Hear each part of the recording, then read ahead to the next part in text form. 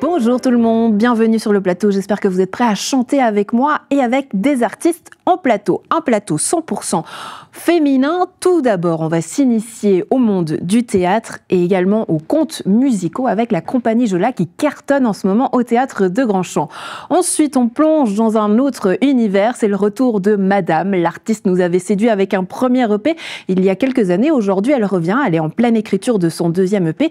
Et puis, elle lance un appel à la jeunesse, une ode notamment et un hommage avec la célèbre navigatrice Violette qui a cartonné sur les réseaux sociaux. Vous connaissez la maison, on vous installe juste ici. Vous restez avec moi. Fais voir ta région, c'est parti.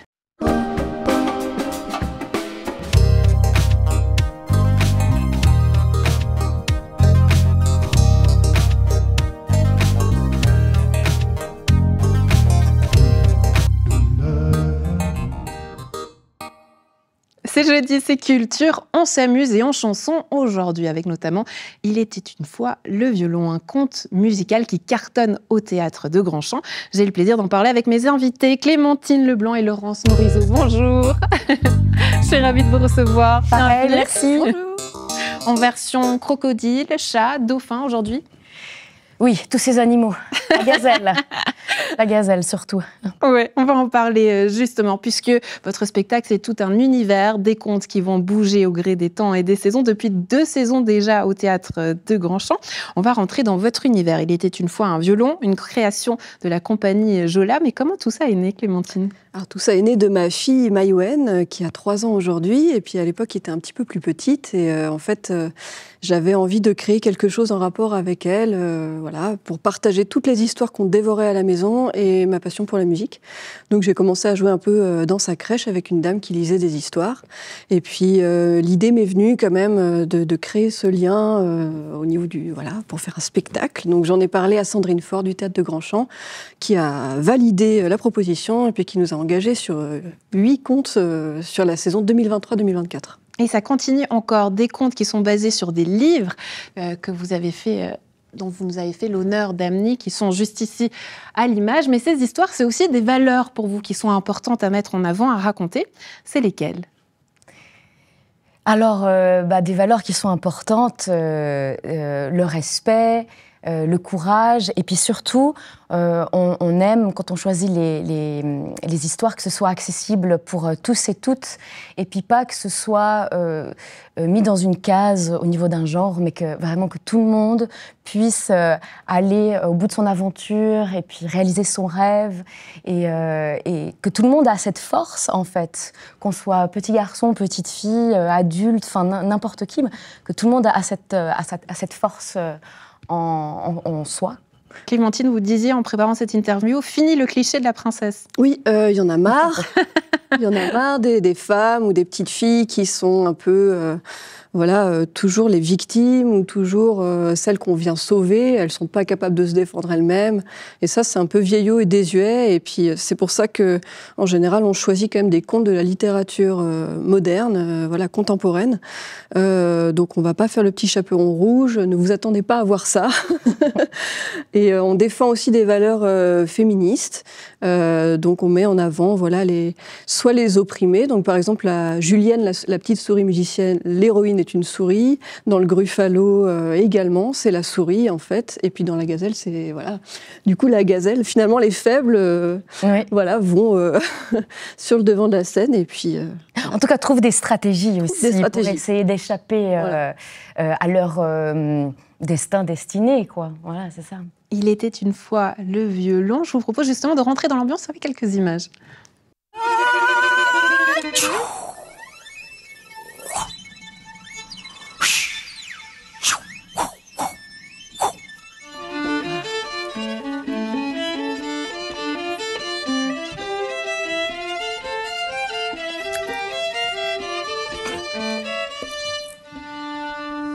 C'est Léo, léopard. Puis tu crois vraiment que je vais aller chercher à manger pour la gazelle?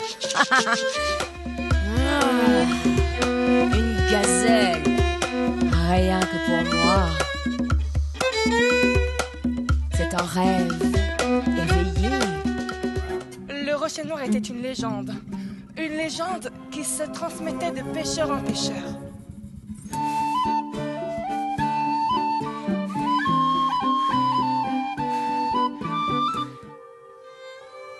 Dans la profondeur des océans.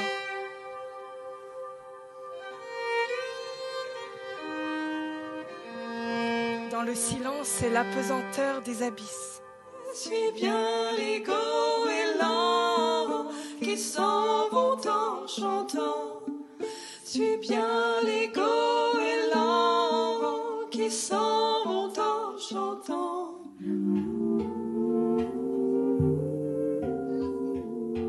Waouh!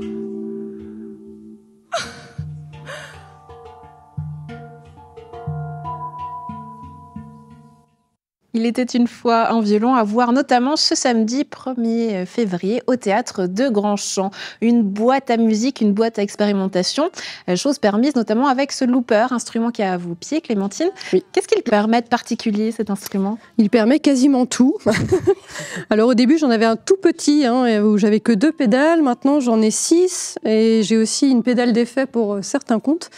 En fait, il me permet de créer des couches de son. Donc, je peux enregistrer d'abord une basse, je l'écoute, ensuite je mets un accompagnement par-dessus, puis finalement une mélodie. Je peux aussi créer des effets pour qu'on reconnaisse absolument pas le son du violon. Donc, il est formidable. Il est très difficile au début de s'y faire. Moi qui viens du classique, c'était vraiment un long apprentissage, mais maintenant que j'y suis, ça va. Ouais, il a fallu vous détacher de quel code, de quelle manière de faire, parce que quand on pense à l'univers classique, tout est très codifié. Ouais. Le fait de le mélanger justement ces styles, le violon au looper, qu'est-ce qu'il a fallu casser? Déjà, il a fallu casser chez moi ce complexe de me dire que j'allais composer de la musique, parce que je me suis toujours dit, mais moi, je suis pas compositrice, je suis pas Pierre Boulez, etc. Et finalement, c'est quoi un compositeur? C'est quelqu'un qui invente, donc voilà, il n'y a pas d'échelle à ce niveau-là. Ce qui est très joli dans les moments du spectacle, c'est notamment ces moments d'échange avec le public, un public particulier, les enfants. Ça permet quoi? Et surtout, c'est quoi le but de ces rencontres après le spectacle? C'est de faire durer en fait cet échange qu'on a, ce partage qu'on a durant le conte. Et c'est aussi pour qu'ils puissent toucher et essayer. Ils peuvent essayer les instruments. Il y a un moment où on fait deux espaces et moi je suis avec le livre. Ils peuvent vraiment voir concrètement l'objet, ces personnages qu'ils ont imaginés aussi à travers nos interprétations. Et puis oui, expérimenter, parce que j'imagine de voir tous ces instruments, on a envie, ça donne envie de les... En plus, c'est des instruments qui sont... La plupart, ils connaissent pas, en fait. Oui, Ouais, c'est assez magique. Est-ce que ça a fait naître des vocations? Parce que... Alors je pense qu'il y aura Ouais. beaucoup de violonistes dans les années de Vaud. Ouais. Oui, En tout cas, moi, je suis très admirative que tu laisses les enfants vraiment manipuler. alors c'est pas le mien qui a une certaine valeur, mais c'est le violon de ma fille, en plus qui est vraiment adapté aux enfants de 3-4 ans. Ah, Donc elle est puis sympa. je reste toujours à côté, évidemment, parce que en fait tout le monde veut essayer, donc ça peut être vite la cohue. Mais je joue aussi d'autres instruments, par exemple dans Le Secret du Rocher Noir qu'on voyait à la fin. Je joue du handpan, je fais aussi de la flûte irlandaise. Pour le Jour de la Gazelle, il y a plein d'instruments africains que j'ai dénichés. Donc voilà, je deviens un peu multi-instrumentiste malgré moi. Et ce qui est très joli, ce qui est très joli, c'est que le spectacle va s'adapter au fur et à mesure des saisons. Il a un petit peu évolué aussi avec un tournant aujourd'hui, le Jour de la Gazelle. Vous cherchez quoi et c'était quoi ce tournant? Alors, donc, sur la saison 2023-2024, on a commencé, c'était de manière très épurée. On avait un fond de scène, rideau noir, on avait un tapis au sol, et puis 2 chaises et une petite table. Et le premier conte qu'on a fait, on lisait le livre même. Donc, on tournait les pages. Et puis, petit à petit, moi, j'ai toujours eu envie quand même de faire plutôt des spectacles musicaux. Alors, on y va de plus en plus. Et puis, j'ai la chance d'avoir un mari extraordinaire qui s'appelle Thomas, et puis qui nous fait les scénographies à chaque fois. En fait, il s'est lancé aussi là-dedans. À corps perdu. Donc pour le Rocher Noir, il a récupéré des panneaux de bois, il a fait un grand rocher géant avec de la vidéo projetée. Et là, on a vraiment un décor sur lequel on se base, donc on joue avec le décor, ce qui n'était pas le cas dans les premiers. Thomas, qu'on connaît bien, qui travaille au théâtre de Grand-Champ, donc finalement, vous êtes un petit peu comme à la maison, tout est permis. Oui, je crois qu'on a beaucoup de chance parce qu'en fait, Sandrine Faure nous fait confiance, on a carte blanche, on va se servir dans les locaux du théâtre, on déniche des choses.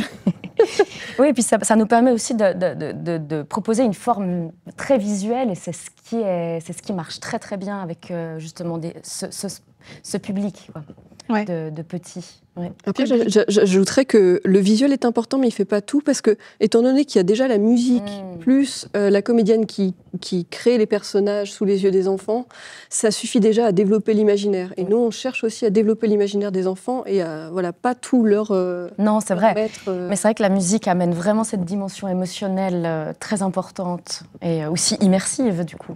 Eh bien justement, on va rentrer dans cette immersion, dans cette émotion avec vous sur le plateau. La compagnie Jola en direct du plateau Fais voir ta région. Mesdames, je vous en prie, prenez place. Eh bien, la scène est à vous. La gazelle et le lion, après avoir marché des heures dans la savane, décident de s'arrêter près d'un étang pour se désaltérer. Mais dans cet étang, il y a un terrible crocodile.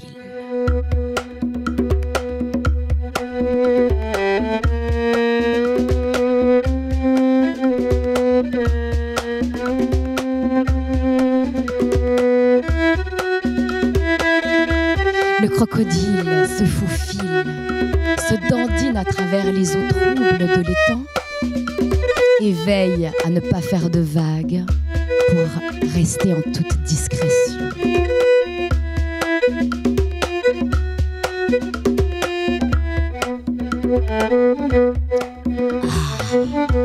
Voilà, je suis proche de ma proie.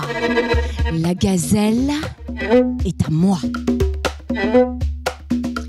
Et évidemment, si vous voulez découvrir si le crocodile a dévoré la gazelle, eh bien rendez-vous ce samedi au Théâtre de Grand-Champ à Gland à 10h30 et 16h pour le jour de la gazelle. Sachant qu'à 10h30, c'est déjà complet. Ah, il faut se dépêcher du coup pour la suite. Le rendez-vous est pris, donc allez-y, courez-y à la maison, samedi 1er février au Théâtre de Grand-Champ. Et la suite, c'est quoi ? Eh ben, il y aura une 3e saison l'année prochaine. Donc, déjà, le projet tourne, puisqu'on joue maintenant dans le Valais, on a joué à Montaix, on a joué à Trois-Torrents. Enfin, on va jouer à Trois-Torrents le 8 février. On va jouer au COF de Nyon. Donc, ce qui est intéressant, c'est d'aller aussi jouer dans les conservatoires de musique, parce que ça apporte aussi quelque chose pour les élèves. Et en termes d'histoire, on va passer plutôt dans le pôle Nord. On va quitter le Sud, l'Afrique, puis on va aller dans le pôle Nord. Oui. On rentre dans le froid. Ben non, on a envie du soleil, nous, dis donc. Eh oui. Ça sera le 26 février, donc Pôle et Nord, notre prochaine 26 création. février au Théâtre de Grand-Champ. Pôle et Nord, notez bien la date parce que ça s'accomplit très vite. Clémentine, Laurence, merci beaucoup d'avoir été avec nous. On était ravis. Nous aussi. Vous restez avec moi, on reste avec quelques dates. C'est parti pour les bons plans.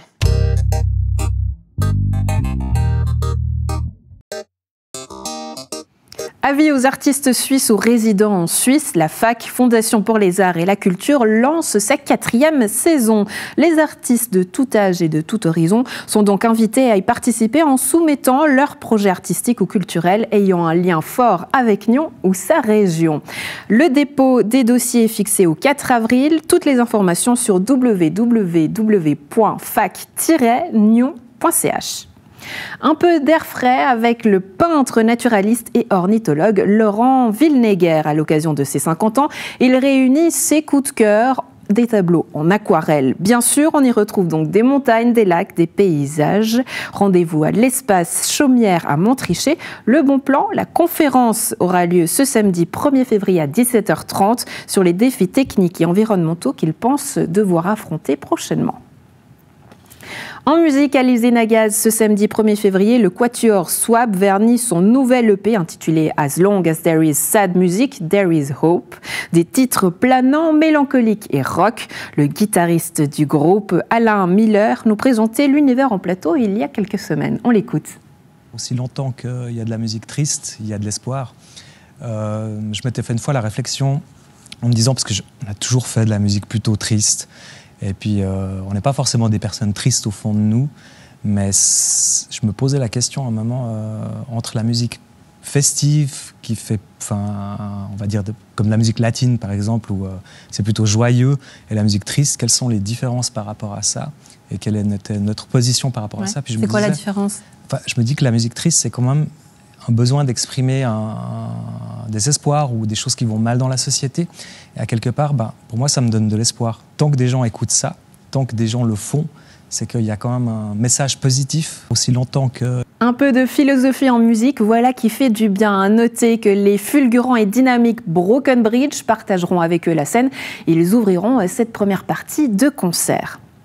La chanteuse lyonnaise Camilla Piccinini et ses musiciens vous emmènent dans la joie et la magie des comédies musicales de Broadway. Rendez-vous le 7 février à 20h30 au Club 1306, un antre magique à Nyon, à la ruelle des Poternes. C'est tout pour les bons plans. Amusez-vous, profitez ce week-end.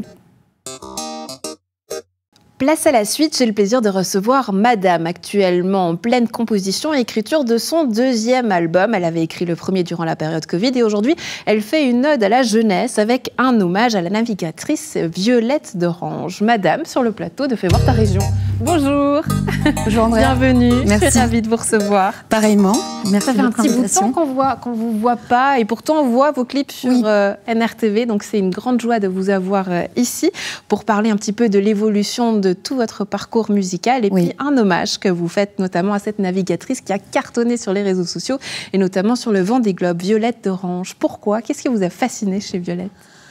Alors Violette, comme presque tous les matins, je scrolle machinalement sur les réseaux et je tombe sur le Vendée Globe et sur cette personne qui m'a conquise, mais de façon directe, c'est-à-dire par son naturel déjà, et puis une force, elle dégage tellement de choses, et puis par le message aussi qu'elle fait passer pour la jeunesse, et puis une spontanéité d'enfant presque. Oui, c'est ça qui est très joli quand on voit justement ces images, c'est qu'elle raconte tout, comment ça se passe, ses échecs aussi, ce qu'elle mange. Enfin voilà, on a vraiment l'impression qu'on est téléspectateur d'un réel journal intime. C'est ça, et ça va nous manquer, je crois, quand ça sera terminé.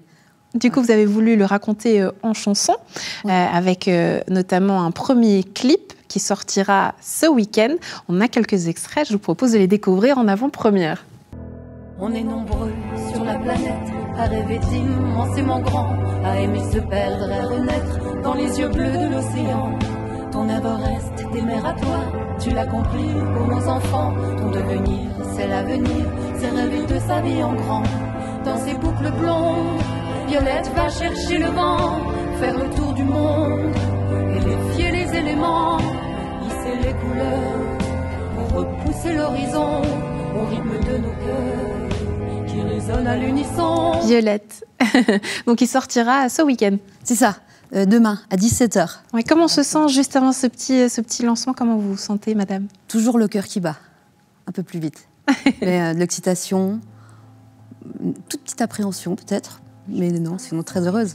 Oui, on va parler un petit peu de la composition. On vous voit à l'image accompagnée au piano. Oui. Par qui? Ma sœur. Ouais. Petite émotion au passage. Voilà, ma sœur Cécile, ma sœur aînée, qui est pianiste, qui a fait le Conservatoire européen, qui est une très belle musicienne. Et puis Cécile, c'est une histoire particulière. Voilà, pendant longtemps, j'ai souhaité qu'elle m'accompagne. Elle est très pudique, donc elle ne le souhaitait pas. Et puis un jour, elle s'est réveillée, révélée. Et puis elle a eu envie. Et puis elle a surtout envie de s'amuser aujourd'hui, je crois. Je la salue. C'est très joli, ces moments d'émotion. Vous y allez toujours avec le cœur, madame. Vous racontez vos histoires, vos émotions. Cette mise à nu, pourquoi au travers de la musique? Parce que je crois que c'est difficile de le faire au quotidien. C'est difficile quand on est pudique et sensible. On a toujours cette protection, en quelque sorte. Et puis avec la musique, on ne peut pas tricher. Voilà. On ne peut pas tricher, c'est une mise à nu, en quelque sorte. Et comment vous avez convaincu votre sœur? C'est quelque chose qui nous est propre. On va le garder pour nous. Un jour, elle est venue à la maison. Et puis elle s'est mise à jouer quelque chose sur le piano. Et je passais dans le couloir, je recule, je la regarde et je lui dis « Cécile, on y va ?» Et elle m'a dit oui. C'est parti. Je ressens les frissons de ces émotions encore, de cette émotion qui est très présente. Madame, vous racontez aussi toujours beaucoup de choses qui sont liées à l'actualité. Il y avait eu ce premier album qui était en pleine période Covid, où les artistes notamment avaient été très chamboulés, avaient traversé une période difficile. C'est la même chose pour ce deuxième album. Vous vous inspirez de ce qui se passe dans le monde? Toujours l'actualité, évidemment, mais je vais aller chercher un peu plus en profondeur dans les sentiments, dans les émotions. J'ai envie de dévoiler un peu plus. J'ai jamais chanté de chansons d'amour, j'ai jamais même écrit, et je crois qu'on y est là. Oui. Quand vous écrivez, c'est comment les moments où vous êtes face à cette page blanche? C'est un peu partout, c'est dans un petit cocon bien à vous. Où est-ce qu'il se fait ce processus de création, d'écriture? Non, j'ai pas de feuilles. Je fais ça dans ma petite tête. Alors le plus souvent, c'est au volant. Je chante, je répète, et puis parfois au guidon de ma moto. Alors ça, c'est drôle parce que je dois m'arrêter de temps en temps pour enregistrer vite ce que j'ai.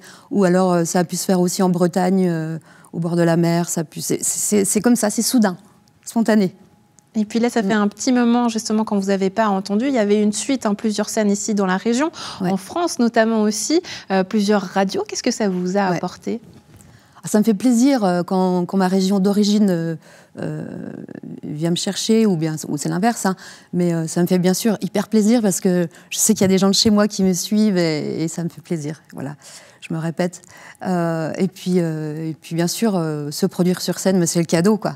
Le public, c'est le cadeau. Quand vous voyez des gens qui chantent vos chansons, les lèvres bouger et puis chantent vos chansons, c'est un vrai cadeau, c'est magnifique. Oui, ça, j'imagine qu'il n'y a pas encore de date, vraiment, vu que vous êtes dans ce processus d'écriture, où il y a déjà un petit peu des choses qui se profilent quand même. Non, alors là, on est dans le processus d'écriture, et on va le faire petit à petit avec un petit studio, avec des musiciens que je vais choisir. Voilà, je vais travailler en interne tout ça, et puis on va progresser gentiment, surtout sans pression. Oui, et puis ce morceau, donc on aura le plaisir de découvrir ce week-end, Violette. Où est-ce que vous serez du coup au moment de l'arrivée aussi de Violette? Comment ça va se faire tout ça? Alors l'arrivée de Violette, je pense comme pas mal de monde, je vais le faire depuis la maison, le regarder depuis la maison. J'ai eu des invitations de personnes qui sont là-bas sur place et c'est pas que j'ai refusé, mais je ne suis pas très à l'aise au milieu de tout ce monde. Et voilà, je préfère rester dans l'anonymat. La vedette, c'est Violette, hein, c'est pas moi, c'est son exploit, c'est leur exploit à tous. Vraiment, je suis admirative. Mais c'est une bouteille que vous lancez quelque part à la mer, je vais utiliser cette expression volontairement, mais est-ce qu'il y a quand même l'objectif que ce message et cette chanson arrivent jusqu'à Violette? Ah oui, c'est le premier. Quand j'ai terminé de faire la chanson, je l'ai écrite au piano, je l'ai écoutée, je m'étais filmée, je regarde, je dis je peux pas la garder pour moi, voilà, j'ai envie de la partager, et puis surtout, j'aimerais qu'elle lui arrive, j'aimerais qu'elle l'entende. Voilà, c'est tout. Madame, merci beaucoup d'avoir été avec nous pour nous présenter en exclusivité ce morceau Violette, un clip que vous aurez notamment le plaisir de découvrir sur NRTV. Fais voir ta région, c'est tout pour aujourd'hui. Très bon week-end à tous, on se retrouve à partir de lundi. Ciao, ciao.